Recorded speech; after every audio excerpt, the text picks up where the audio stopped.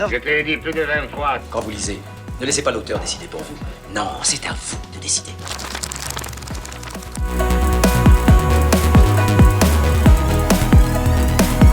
FDL, la fréquence des loisirs, c'est l'instant fréquence des lectures pour les fans de lecture. Cette chronique vous est présentée par Françoise. C'est l'instant BD.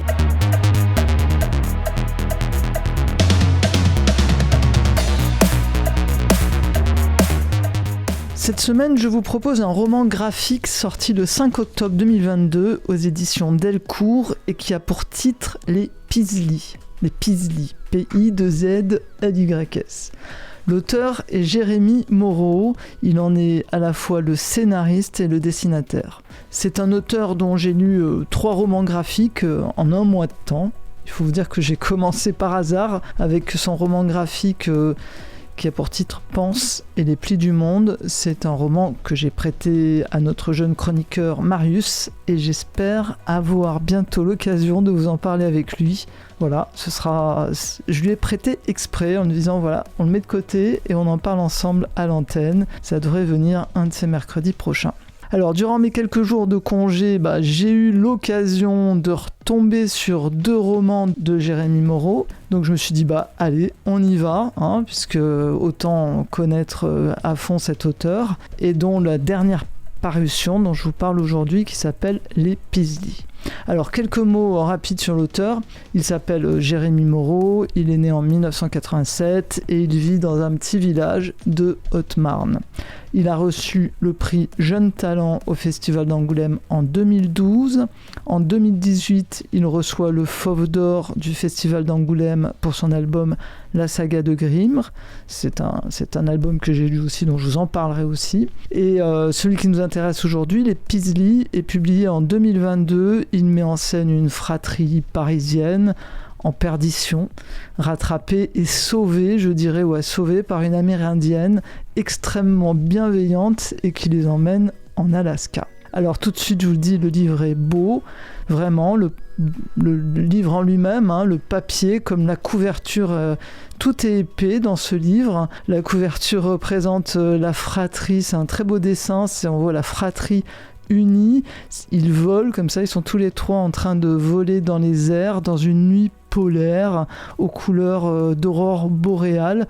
Alors bon, moi je ne sais pas trop si les aurores boréales étaient vraiment de cette couleur, donc en vrai je suis allé vérifier et oui, les aurores boréales sont effectivement vertes et violettes, c'est puissant comme les couleurs utilisées par notre dessinateur et auteur Jérémy Moreau. Alors le graphisme est simple, alors ça peut être un peu déroutant, mais c'est une forme de symbolique. En fait, moi je comprends en ayant lu le livre que c'est inutile d'appuyer les traits. Ce qui est important, c'est l'ensemble, les couleurs, les grands dessins qui nous font plonger tour à tour dans le désespoir de la ville et dans l'éblouissement des paysages. Voilà, on valse entre beauté, féerie, électrisation et surtension. Il y a beaucoup de magie et de poésie dans ce drame qu'est Les Pisly. C'est un drame très actuel.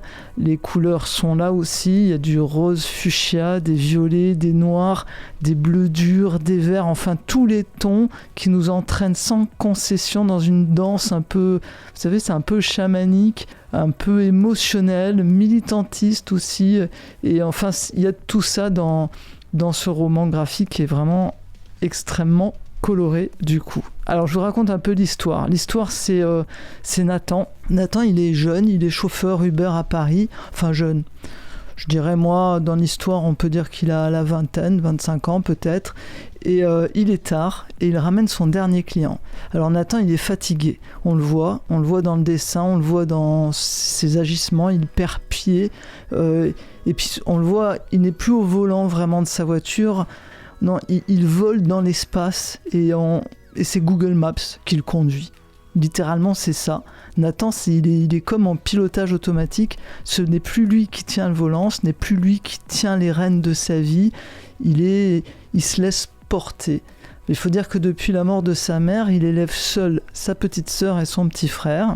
Donc sa petite sœur c'est Zoé, son petit frère c'est Étienne. Lui, il a arrêté ses études et il paye tous les crédits. Crédit de la maison, crédit de la voiture et crédit des écoles privées pour son frère et sa sœur. Il enchaîne les courses Uber, jour et nuit, il n'arrête pas. Mais voilà, à force, il craque, il fatigue. Et il faut dire qu'entre les clients qui vomissent dans sa voiture, son frère et sa sœur à s'occuper, les traites à payer, Nathan, lui, il s'est perdu dans la folie de cette ville, dans la folie de stress incessant, il n'arrive plus à se repérer, il n'arrive plus à penser et un jour, la panne de son GPS sera la goutte d'eau qui va provoquer l'accident. Mais heureusement, il y a Annie.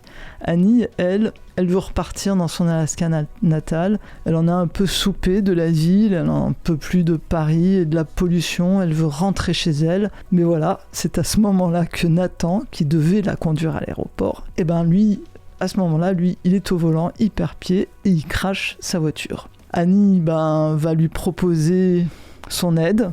Elle va lui proposer de l'emmener avec elle, avec son frère et sa sœur, et de les emmener tous les trois vivre chez elle en Alaska.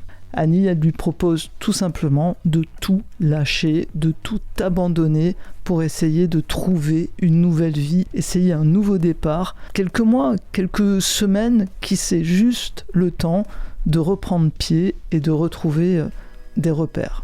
Et Nathan, il va accepter, il va être un peu obligé d'accepter parce qu'il a craché sa voiture, qu'il va plus pouvoir payer le crédit. Il va inciter gentiment son frère et sa sœur, leur expliquer ses raisons, et tout ce beau monde va accepter et va partir apprendre à vivre autre chose en Alaska. Alors, je vais m'arrêter là dans l'histoire parce que c'est un roman qui est long.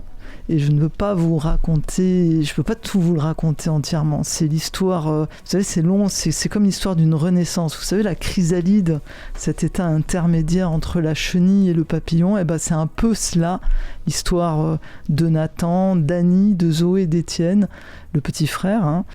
C'est un peu ça, ils vont se retrouver en chrysalide dans cet Alaska et devoir trouver comment sortir de cet état. Alors les Peasley, puisqu'on va parler du titre un petit peu, les Peasley, c'est une légende.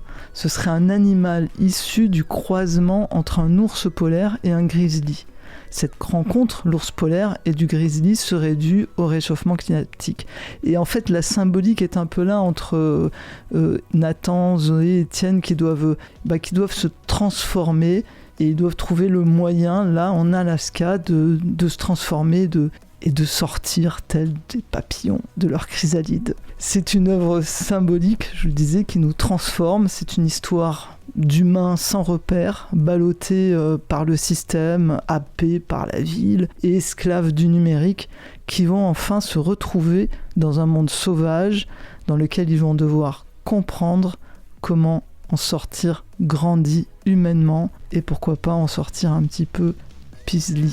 C'est un conte initiatique que je mets dans ma bibliothèque idéale et que je vous conseille avec grand plaisir. Je mets vraiment 5 étoiles, c'est très très beau comme roman.